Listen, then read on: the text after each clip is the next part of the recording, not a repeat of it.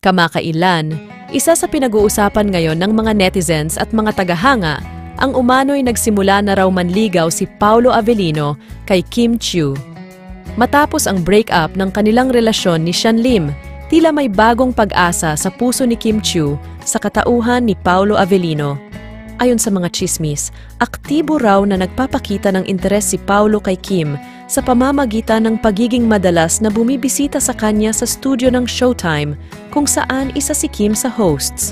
Bagamat wala pang opisyal na kumpirmasyon mula sa kahit sino sa dalawang panig tungkol sa tunay na kalagayan ng kanilang relasyon, hindi maikakaila ang kilig na nararamdaman ng ilang fans sa posibleng pagtatagpo ng dalawa.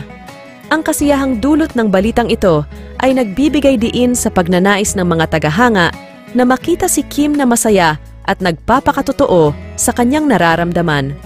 Sa kabuuan, ang usap-usapang ito ay patuloy na nagbibigay aliw at interes sa mga tagahanga ng dalawang kilalang artista. Habang wala pang malinaw na linaw mula sa dalawa, patuloy lang ang pagtangkilik at suporta ng mga tagahanga sa kanilang mga idolo, anuman ang magiging takbo ng kanilang mga personal na buhay.